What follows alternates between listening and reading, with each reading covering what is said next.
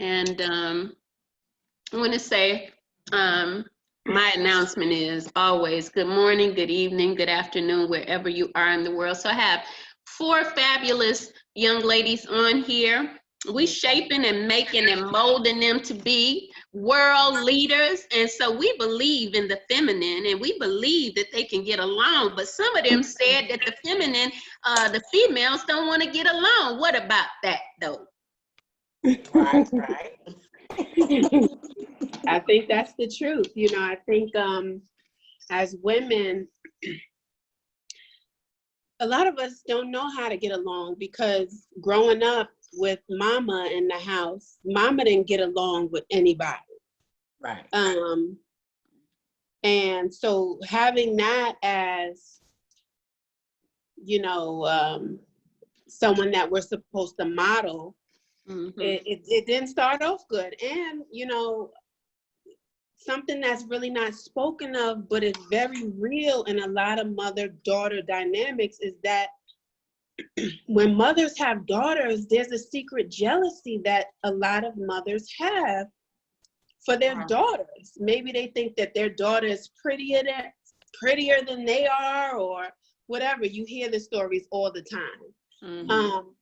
And I think when you start off a relationship as a child, growing into a young adult, into a woman, like if it started off toxic, then you don't know how to get along with other women. How do you get along with other women and your mother didn't even like you? Right. Or your mother was always fighting with Miss Cindy down the street because Miss Cindy was talking to her man or whatever the story may be. You know what I mean? So I think that's a lot of times where the breakdown in relationships between women occur. It starts in the house. Yeah, so okay, we're dealing with trust issues and also how we present ourselves, right? Yes. So we could start with those 2 aspects and work into the different areas of rejection and abandonment.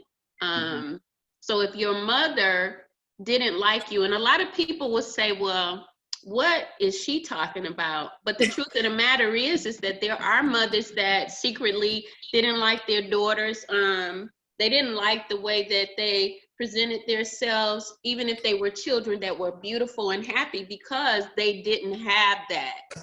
And for someone that didn't experience that aspect, they may have experienced rejection. And rejection can come in a form of pushing you back and saying you don't know what you're talking about when you actually do, even as a grown person, but you were used to being put in the background. That's a form of rejection because what it's telling you is that your opinion is not valid. And then you grow up with that. So I'm gonna let y'all take it from there. Rejection, a mother that is not actually imparting that you're a beautiful woman. Yeah, they're soul crushers. Okay. Wow, we coming hard today. So I want to know what y'all got to say about mothers that crush your soul, and then you know, come back with the fact that there are mothers that uplift your soul, because that's why we meet. Yeah. Right. Who's going first? Soul crushers. I'll go first. I like that. Nah, she coming like Pressure. Let's tell the truth. I mean, I'm throwing punches out the gate. Ooh, she coming in swinging. But yeah, my experience with my mother was non-existent because she gave me up at birth. She basically had me, called my dad, said, I waived my rights. If you want her, come get her. So I had to learn how to interact with other females through family members, through cousins, aunts, friends of a family, and my godmother.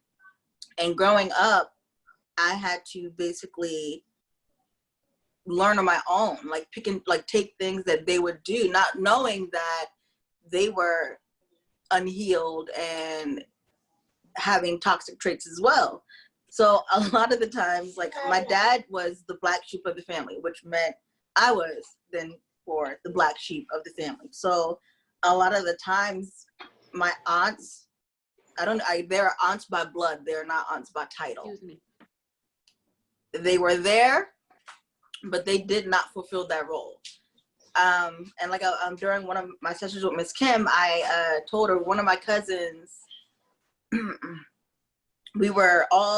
lot of my cousins were all upstairs, and I was holding her baby, and one of the big rap songs at the time came on, and I think it was a Jay-Z song or something.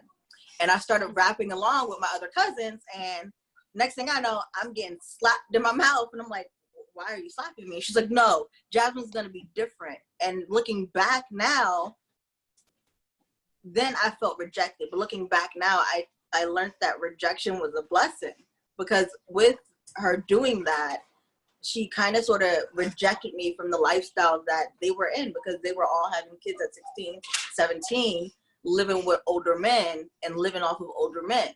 And for her to do that, she was just like, you're going to be different. Even though her delivery was a little harsh, I still accept that now. Like, I appreciate that now. Okay. So rejection is something that we can see that Jasmine came in the world with. And, you know, while we're talking about rejection, I want to just impute the fact that a lot of people don't realize that we're rejected from the womb. Yeah. When the child is born through the womb, that means that it's being rejected from the body, which means that there's going to be a level of rejection that we're going to have, because in order for us to get out of our mother's body, it has to reject us. Eject, reject. It's pushing us out. I don't want you in this comfort no more. Get out, right? And, you know, that's something that a lot of people have not looked at. I remember when Spirit showed it to me, rejection from the womb. And then it came from me reading about Jesus being planted in the tomb. And I heard Spirit say, rejected from the womb unto the tomb. So the womb is like a tomb, but there is that rising. So Ashley, what's your thoughts on the rejection? How do you add to this here? And women, how to bring women together and let them know that there are actually people that can help authentically get them over. So differing from Jasmine's upbringing, my mother was there, and but I don't remember a lot of her parenting as I was younger, because, you know, your mom, she's just there for you. She does what she needs to do and you accept it. And I recognize her sacrifices for me. You know, it'd be the day before school and I wanted to wear a special outfit. Here my mom and I are 8 o'clock in the store getting an outfit. So I recognize those things. But a lot of my understanding of relationships came from my sisters. I have 2 sisters. They did not like me, but I was the baby. I got everything I wanted. I was spoiled. And so a lot of that interaction with them, my one sister who I'm so close with now, she told me, Ashley, I kicked you out my room. I told you to stay away from me. And I'm like, but I just loved you. Like, I just thought you guys were the coolest people in the world. And I don't understand why. Now coming full circle, I'm older, I realized that I was just a lot younger than them. So they weren't interested in playing Barbies, interested in doing the things that I was doing. And they listened to music with curse words. So, and then I was their corny kid sister. But my parents, fortunately enough, put me in dance, where I met a group of girls who had similar experiences. They were the youngest, or they were the only child. So we developed our own close-knit family of people that we trust. I told them, like, my dance friends are my lifelong friends. I've invited them to my wedding. Some of them are invited to my birthday celebrations. Like, we keep in contact all the time. And it became a safe place where we could just be exactly who we were. So though I was rejected by my actual siblings, I found my own siblings. So sometimes in life, when you are rejected, you have to find your own community. And you have to be comfortable in knowing that yes, it sucks to be rejected. It's not a good feeling. You're not gonna like it. You might cry, you might get mad, but you're gonna find people who relate to you. And when you get past the idea of, oh, I'm better than you because of this, or oh, you like to do that, that's weird. When you get past that, you meet people who are awesome. Like, I would tell you, probably out of my friends, I'm the weirdest one. The things that I like to do, watch sci-fi movies, analyze things, read books, sit in quiet time. They're all like, you don't like to go out to the club? No, not anymore. It's too loud. But Too many people. and too many people. And then sometimes they're fighting. I don't want to do that. What I want to do is I just want to be in peace. So my friends know, if you want to hang out, meet me in peace. And it's no judgment. It's no weirdness. But I wanted to touch on something else that Naila brought up about the jealousy between mothers and daughters. I had never saw that in my life until my husband, looking at his family dynamic with my now sister-in-law and his mother, and realizing that their situation was fighting and wars and meanness and anger, and then realizing how they were brought up and how the cycle kept continuing is so bad, so that my sister-in-law and my husband had no relationship up until maybe like a year ago. And I would talk to her about it because it hurt my heart, because I always wanted brothers and I thought she was so fortunate to have brothers. So, and then she was like, actually growing up, the only person I had to look up to about what a woman was supposed to be was my mom.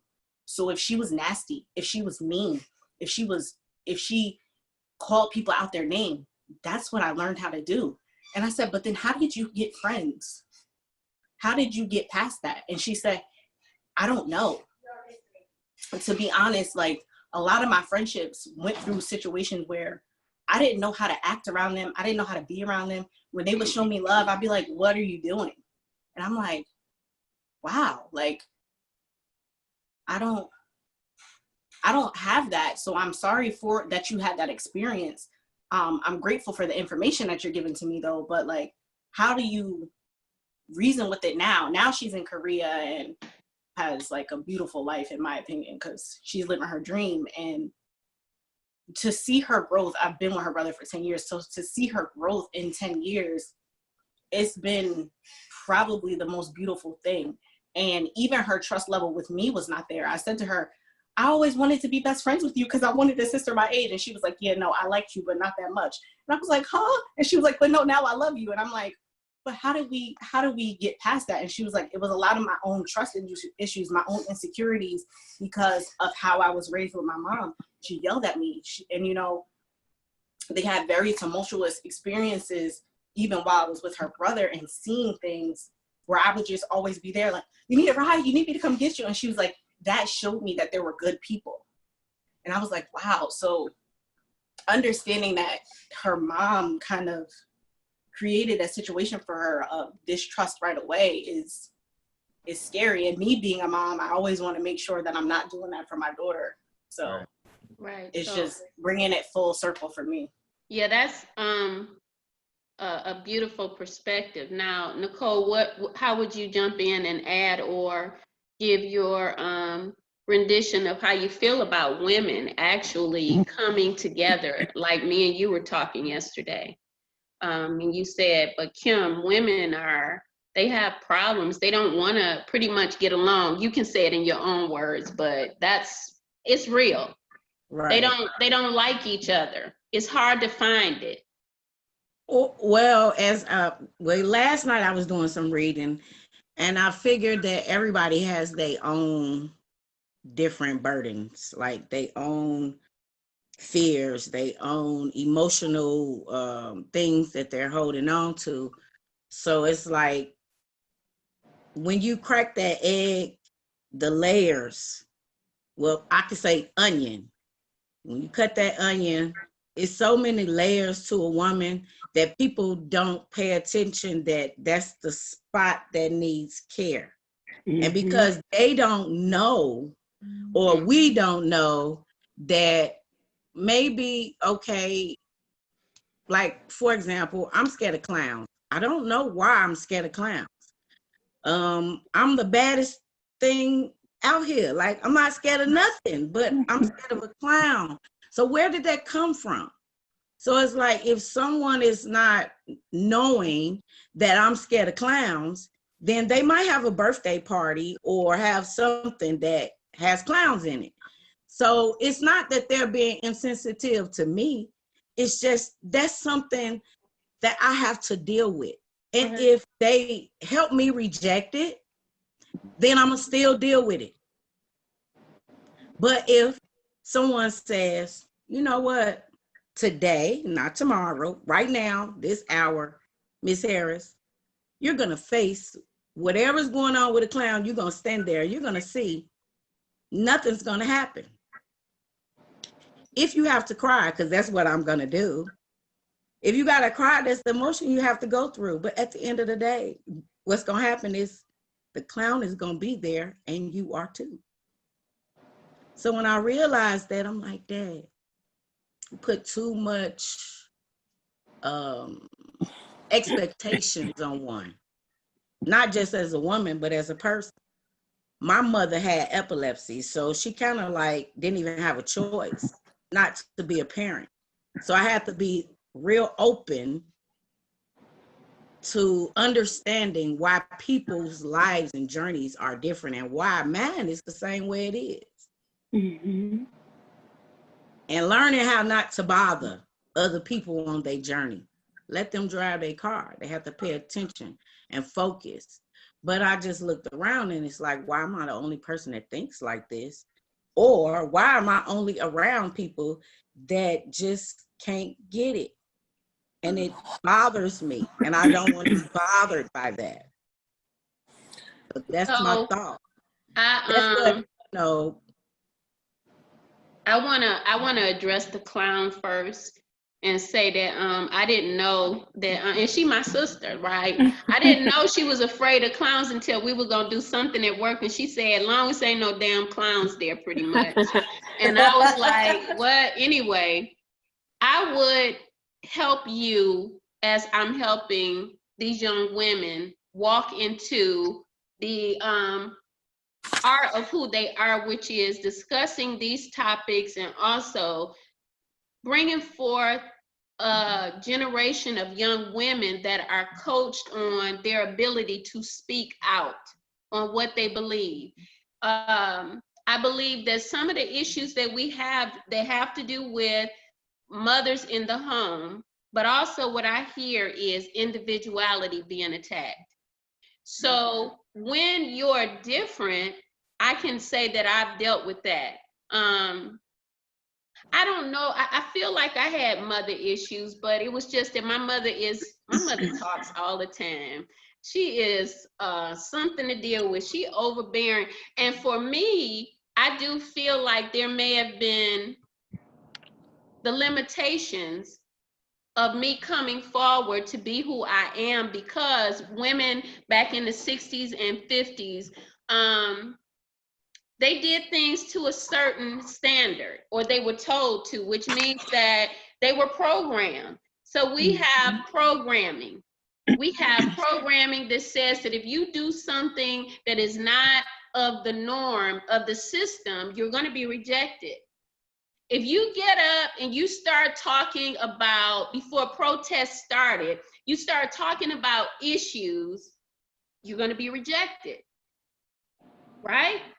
Yep. If you get up and you start dancing in class, they're going to send you to the principal's office. And I'm not saying that a child should be reprimanded if they're disturbing the class, but I think in school there is a need to build and create and show young women and young men that they have possibilities without limits. Yes, rules are there, but because of rules and stigmatizations in school that we're talking about, if you don't go and you got problems and you're always getting in trouble, then you're going to the principal's office. What is that setting up in a young woman's head, rather than a teacher, a female, taking her and endorsing who she is as a young woman, seeing beyond her flesh or her acting out and saying,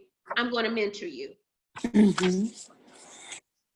Absolutely. You see, if there's a parent in the home, and we can have mothers that are in the home that are doing a good job, but I will tell you, when we get out in society, this is another issue. Because as Nicole said, I'm driving my car and I ain't going against the rules, but you got a problem with the way that I drive. And that's just a way that she is explaining how she carries herself. You have a problem with the way that I correspond with life, but I ain't bothering you. Right. You have a problem with the way that I speak, because the majority speak Wu-Tang language. Right, Jasmine? Feel free to God speak. bless. I like the Wu-Tang crew, but you understand what I'm saying. Yeah. Yes. You have a problem as an older sister, I am, with always trying to make things correct, you know, and we all have our personalities, right? Right. The thing is that we have to accept each other for who we are. So when I come on and I ask y'all for a topic, I give it to y'all, and you're welcome to come up with one. The rejection comes in if I'm not in a mind to realize what I'm saying to an individual could hurt them. Now, that doesn't mean that I'm gonna shy away from giving my opinion. It means that I'm gonna be sensitive to your feelings until you can grow some more. You know, I'm not gonna throw you away, rejection, or or judge you because your language is not the same as mine, or that you have a language barrier. Right. I believe that the problem with young women and older women is that we lost something years ago, even from the church, where it was jealousy. It wasn't just with mothers now. Some mothers had put that into their children, but when we went into associations and society, into ministries where we could trust people, what we found is that it wasn't a safe place to trust anybody as well, because they were sizing us up. If you're not with a group now, if you don't fit in, you ain't getting in. Absolutely. And I think that, you know, it's a lot of women out here who feel like they're on an island by themselves, you know. They didn't have, you know, one thing that Ashley said was, you know, you have to go out and find your community, people that accept you. Some people don't ever find that community. You know what I mean? Ever. I mean, I just turned 40 a week ago, and I'm just now at 40 to the point where I don't care anymore. You know what I mean? I'm going to be me. Right. So, you know, I didn't grow up around people who, from my perspective, that where I felt like I could be 100% myself. So, I mean, as we're navigating through life, sometimes, yeah, you want to be there to support other women, but some women will resist that support because they don't even know support. What is that? You know what I mean? How can you support me? Like, I don't even know what that means. So they literally feel like they're on an island, and they will really like act out against you. But I mean, and I think something that we have to just acknowledge is that everybody can't come, because everybody is not going to want to make the decision within themselves to work on themselves. Some people are still continuing to look outside of themselves and still blaming everyone else, and instead of healing that and taking some type of responsibility. And I think until you do that, there's always going to be women out here who you're not going to be able to get along with, and that's okay. And I think, but there are enough of us out here who are willing to come together and get along. And I just think that in groups like that, like there has to be some sort of standard, like, okay, this is what we stand for. And if you are outside of that standard, then you will have to be corrected. And if that means that you have to sit on timeout outside of this group until you could get it together, then that might just be what you need to do. Right. Because the process. yeah, I mean, because you can't if you let one person come in and affect the group, then the group is done. Yes. The group is done. So I believe that, I'm sorry, someone was talking. we had that experience. My sister-in-law wanted to create a panel where women would come together and we would discuss current events, ideas, just to make us a way to be relatable, which I'm all for. I was super excited. And it wasn't going according to her plan. Yeah. People weren't doing what she wanted them to do. We weren't posting on social media enough. However, there were no standards discussed. So it became this, I'm doing everything and I'm sick of it. And Jasmine said, I'm done. Yeah, I was like, because it was me, Ashley, and her. We were all posting, and the other ladies that were involved, they weren't doing anything. So it was like all three of us were carrying the weight, but at the same time, my cousin wasn't voicing what she wanted us to do or how she wanted us to do it. And so, like, I got to the point where it was like I had just started sessions with Miss Kim. I was like, yeah, no, I can't do this. Like, this is disruptive to my peace. And right now I'm choosing my peace over y'all. I love y'all. When y'all get it together, maybe we can revisit this. And I was like, but I have to right now temporarily remove myself. And she was like, well, fine. She got mad. And she was like, don't temporarily remove yourself. I'll remove you permanently. And I was like, okay, that's fine too. All is well. Right. That's fine too. Okay. It was almost like she was a one woman on a crusade. And I'm like, if you brought us on for us to help you and to be a part of something with you, you then can't have standards that aren't communicated. Like this isn't how it functions. Like it doesn't work this way. And she's like, well, y'all aren't. And I'm like, we can't do what you want us to do and unless you let us be who we are. You asked us part of this because of who we are, not because of who you want us to be. Yep. Right. That's when you have to question the intention of the person who even started it. Like it was probably a selfish reason for, wanting to bring the group together anyway. But yeah. That's my 2 cents. Something else I was going to say, but it'll come back to me. Yeah, I believe that the number one thing is to set the standard of why you're doing something and what your motivation is behind it. And so mine is, when you guys are on, I always bring you into topics that I feel you can discuss yourself. I think it opens you up to a platform of being able to discuss amongst yourself also as time goes on. It's a platform to help women see that they have validity in their speaking abilities, also in their personality, to know that they are accepted. What does acceptance mean? That you're not rejected. If you want change, that's one of the variables.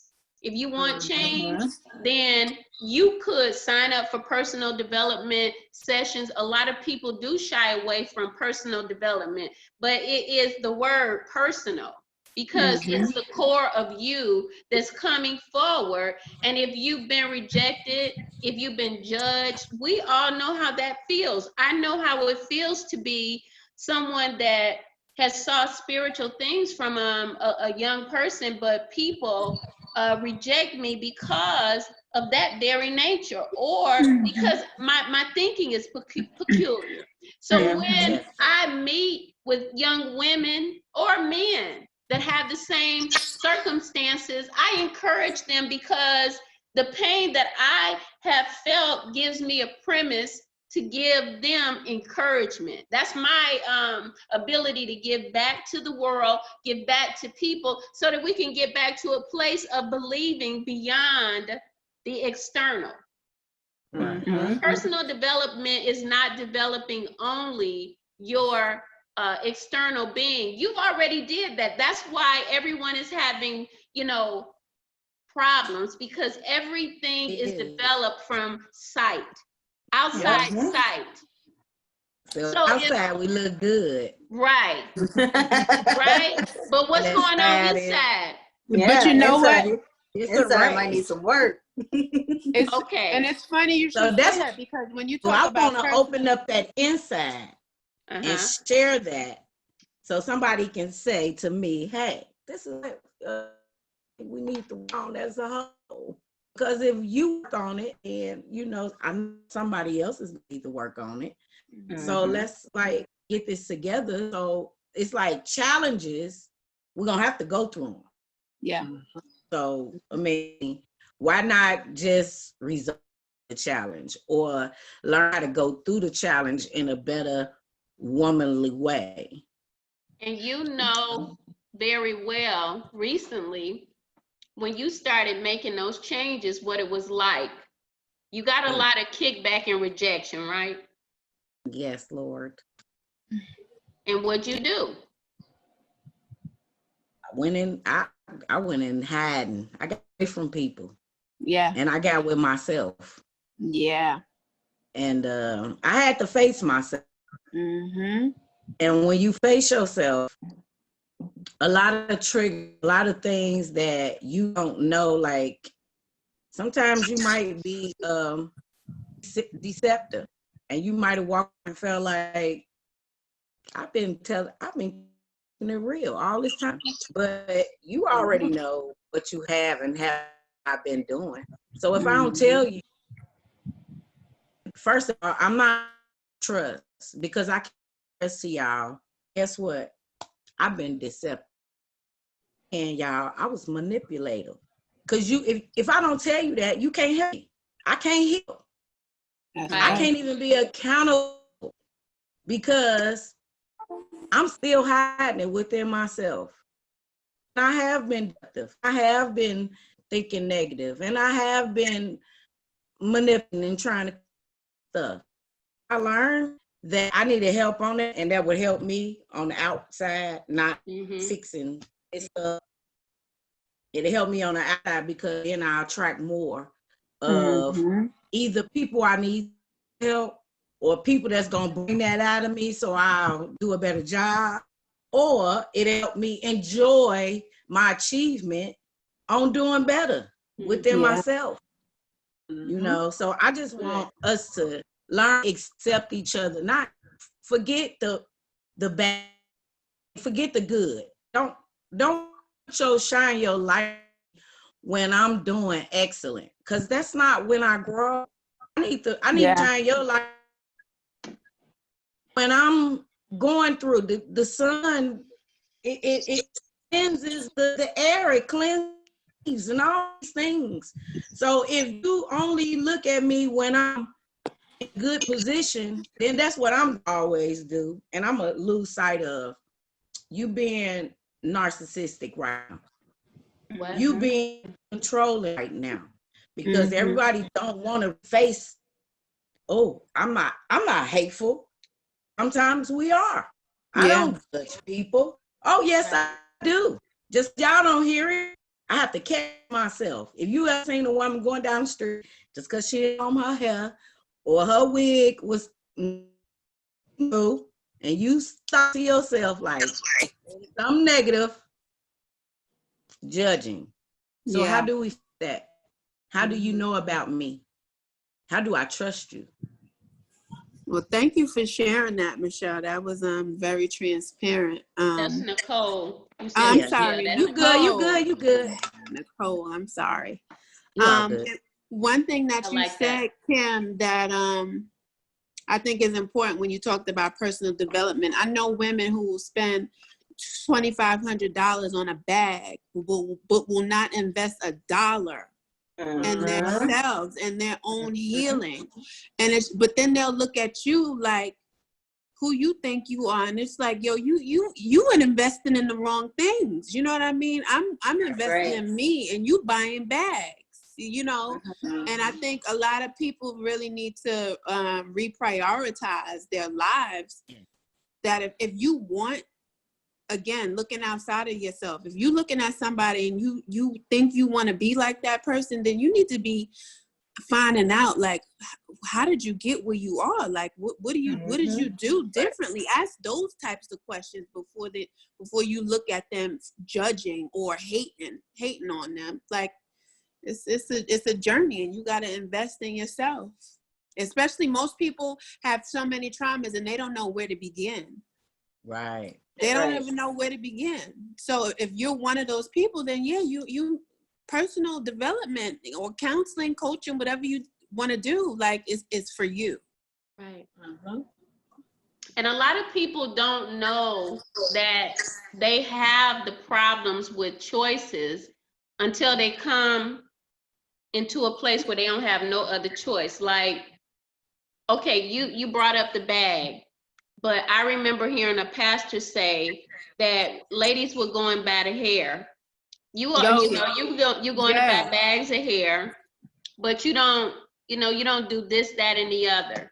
And it's not judgment, it's provoking to think.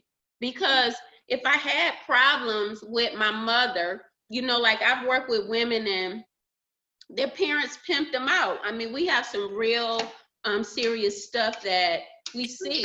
They've been on drugs, and this is not to say that we want to put nobody's business out there. We just want people to know that we know that it's real. Rejection means that somebody's child was put into the streets to pimp them out for money. It gets more intense than some of the stories that you guys have talked about. And that's somebody that needs real help in order to develop into the possibilities that they have in them. A lot of people will walk away from the possibilities of greatness because they don't see that they can make it over the mountains that they grew up with. The mountain can be moved. It's just that when you hear someone that sounds like something that you think you have within you, you identify with that, and then you ask them. Because identification means that if I'm a fish, then I'm gonna think I'm a fish and I'm gonna swim in the water. And that means that if I'm a fish and I feel like I'm out of water, I feel like I have more to me, then I am going to, like Nicole said, I'm going to search myself out and I'm going to say, where is my deception? Where's the manipulation at? Where are the lies that I've been telling myself, and why did I start doing this? Of course, because I'm human and I live in a world, but what part of my childhood or my teenage years brought me to believe that I'm no good, or I'm rejected, or I've been abandoned, to have these feelings of nothingness?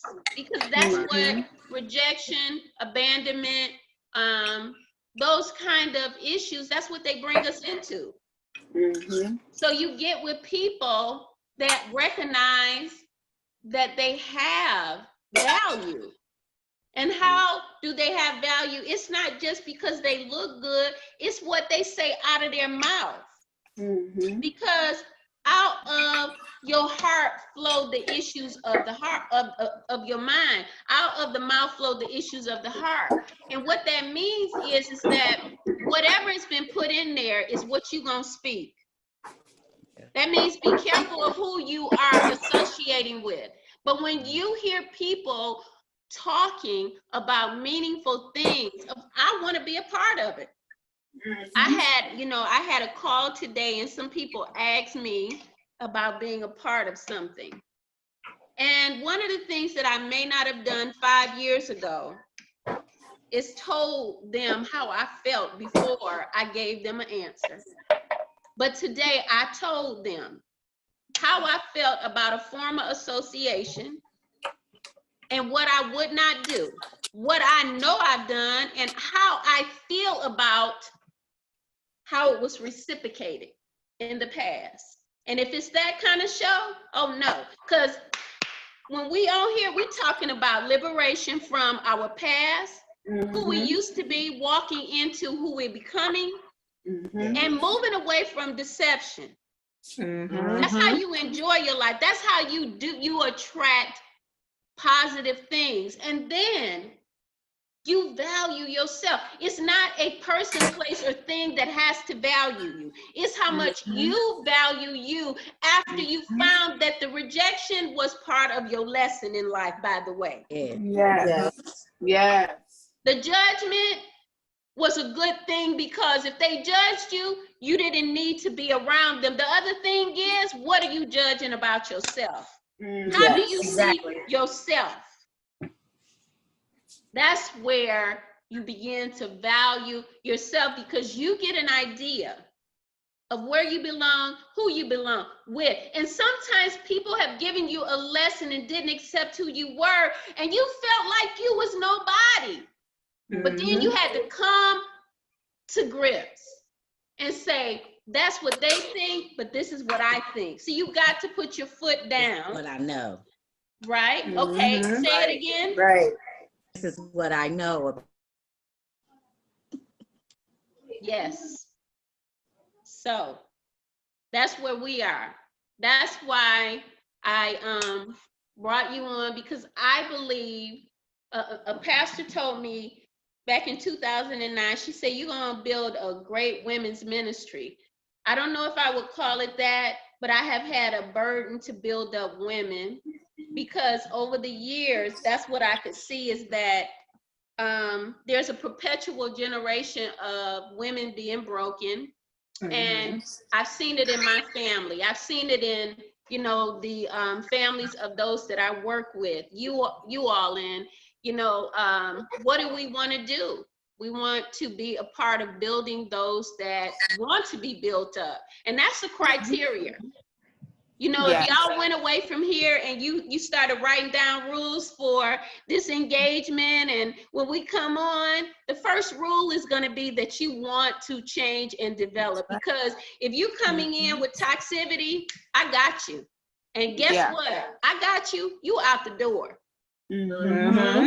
Toxic relationships out the door. We done with that. That's over. So over. Yes, so over. Whew. And just wash our hands with that one. They I got to don't head even to the healing. comprehend it anymore. What, me not speaking no English. I don't understand. No, Por favor. yes, English no good. English no good. That's good. That's good. So I think we should get ready to wrap up this here session, because it'll be about 45 minutes to an hour, and it's going to be on. But you know, you guys, if you want to come on next week and we begin to chat again, then we can. Your sisters that are out there, if they read or they hear anything that makes them want to come in to a group where you're accepted, you are accepted. And you can bring all your baggage, but one of the things that's a criteria is that you are going to want to let go of toxicity. And we know what toxicity is because we've experienced it. We're in a place where we're building from relationships that have broken us, or we've broken them, because I mean, you ain't, you know, you ain't just got women that are being battered. You got women that are battering. So we, you know, there's more to give in these conversations, such as abuse, domestic, physical, mental, emotional, verbal. And these identities have to be washed, because if you identify with being abused, you got to know that you can overcome that. You got to know how to use the abuse for your betterment. And that means that anybody that's on here that's been abused, then I say use it for your gain, because your pain can become your gain. It's not something that you allow the seeds to permeate and stay there. Pull those roots out and become who you were created to be. And that's my final say. I'll let you guys give a rebuttal and then we'll close up. Who's first? We're closing it. Well, I had a great time on the chat. I look forward to healing with everyone and techniques of healing, sharing anything that will lift us up as we be as we're out individually. I am a gatherer of information, so my ears are always open for things and ideas that we could talk about and think, and help others. Great. And I'll just say to that woman who may be watching this, who thinks she's on an island by herself, you're not alone. You're not alone. And there are people who are willing and ready to receive you if you're willing to be received. You will never be pushed out of your comfort zone, but you have to come open and ready to heal. So again, you're not alone. Jazz and Ashley. I just want to speak to the girls who were rejected. Your intelligence is what makes you. Your rejection really was a blessing because it taught you how to love unconditionally and without holding any boundaries to your love or limitations to your love. It's not a curse. It is a gift. It is a wonderful gift for you to love so freely. Accept that, embrace it. I just want to say, if you're listening, you've listened this long, you've enjoyed what we speak about, don't be afraid. It's not scary. It's probably the most beautiful experience you'll have of your life. You're getting to know yourself. And when you know yourself, who can stand before you and judge you? Who can stand before you and tell you who you are? No one, because you are so self-secure and so confident. You'll glow, you'll look different, you'll feel different, and you'll attract people who want to know what you do. And it'll give your life a different type of purpose than sitting in what may feel like an island, sitting in what might be your rejection, sitting spiraling and feeling like you'll never be anything more than what you are. You can be more, you can be greater, you can become a woman of power. Oh, that's what's up. she got on her t-shirt. Yeah, I am a woman of power. So we still have those t-shirts. And so we just invite you. So the email address will be in the description box. And, there's other platforms that these young ladies have. I think each one of them have a YouTube. So you'll be able to look them up. I think that maybe Nicole and Ashley are working on theirs. But we got Goddess Realm. I can't hear you. You put yourself on mute. Sorry, yes, it's the Goddess Realm, and that's spelled GOD-DESS Realm on YouTube. Yep, and Jazz, yours is Travel. You're gonna Travel, Inspire, Create. Okay, and I need to put yours on my wall. So everybody's coming along, and at its best, this is my last interjection, and we're going to close up with this video. I believe that everyone has a voice to be heard, and one of the biggest things with women is someone not being there to validate you or your voice, and so that's what I give. I think that there's no exception to the rule when you're actually ready, because everyone is made perfect in God's image. Okay? All right. So we'll see you guys next week. And thanks for listening. Have a wonderful day. Thanks. Bye. Bye. Bye.